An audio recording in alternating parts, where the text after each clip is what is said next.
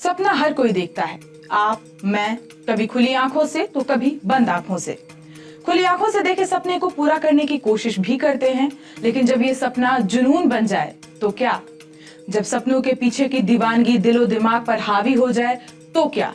कुछ ऐसा ही हुआ कर्नाटक में, जहां एक सपने ने एक ऐसे सीरियल किलर को जन्म दिया जिसे याद कर आज भी कर्नाटक के कगलीपुर गांव के लोगों की रूह कांप उठती है।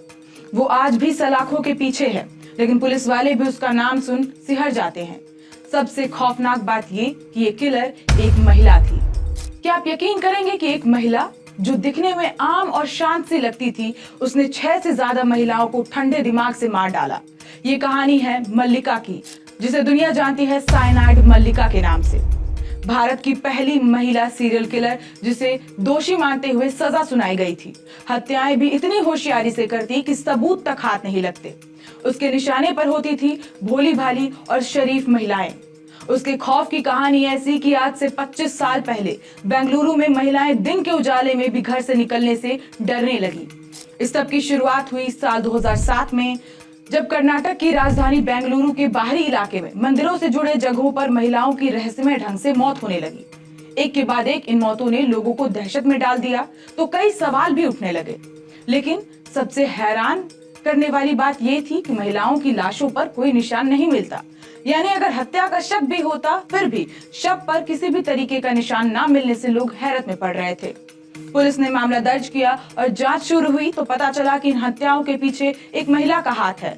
नाम था केडी केम्पम्मा। लेकिन सवाल ये कि आखिर केम्पम्मा ने हत्याएं क्यों की? क्यों वो भोली भाली महिलाओं को मौत की नींद सुला रही थी? इसका जवाब है एक सपना, अमीर बनने का। अब शुरू से शुरू करते हैं। साल 1970 कर्नाटक के कगलीपुरा गांव में केम्पम्मा का जन्म हुआ। परिवार के आर्थिक हालात ठीक नहीं थे, तो ज्यादा स्कूल नहीं गई। कम उम्र में ही बेंगलुरु में रहने वाले एक दर्जी से शादी करा दी गई। दंपति की 2 बेटियां थी और एक बेटा था। अपने डेली लाइफ में उलझी केम्पम्मा के मन में अमीर बनने की चाह बचपन से थी। बड़ी हुई तो उस चाह ने जुनून का रूप ले लिया। केम्पम्मा ने अपने घर के पास एक चिटफंड योजना की शुरुआत भी की, लेकिन उसमें भारी घाटा हुआ। नतीजा, कुछ ही समय में उसके पति ने उसे छोड़ दिया। इसके बाद केम्पम्मा हताश हो गई। इस बीच घर चलाने के लिए उसने नौकरानी का काम शुरू किया, लेकिन वो अमीर महिलाओं के घरों से अब कीमती सामान चुराने लगी, जिसके बाद एक बार चोरी के मामले में वो गिरफ्तार भी हुई।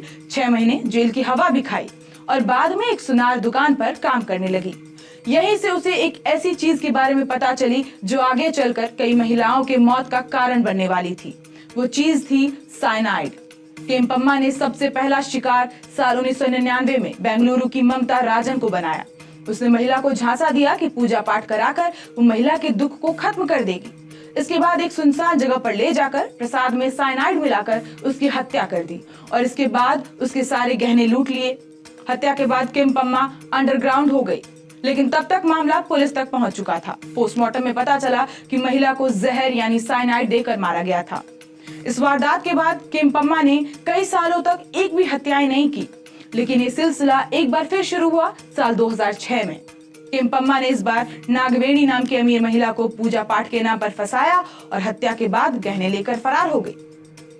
पुलिस ने मामले की जांच की तो फिर मौत का कारण था साइनाइड। इसके बाद केम्पम्मा ने इसी पैटर्न से 7 महीने के अंदर 6 और हत्याएं की। हर हत्या के बाद वो अपनी पहचान बदल लेती, लेकिन एक ही पैटर्न पर हुई हत्याओं की कड़ी को जोड़ते हुए आखिरकार पुलिस केम्पम्मा तक जा पहुंची। गिरफ्तारी हुई तो केम्पम्मा ने अपना गुनाह भी कबूल कर लिया। कहा जाता है कि उसने 2007 में आखिरी हत्या की थी और जहां वो रुकी थी वहां अपना नाम मल्लिका बताया था। इसी वजह से उसका नाम साइनाइड मल्लिका रख दिया गया। केम्पम्मा को साल 2012 में हत्याओं के लिए मौत की सजा भी सुनाई गई, लेकिन बाद में उसे आजीवन कारावास में बदल दिया गया।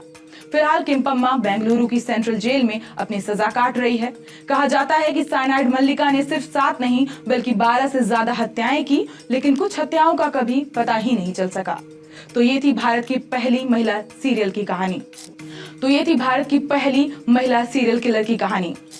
एक और डरावनी कहानी के साथ फिर मिलूंगी। तब तक होशियार रहिए, सुरक्षित रहिए।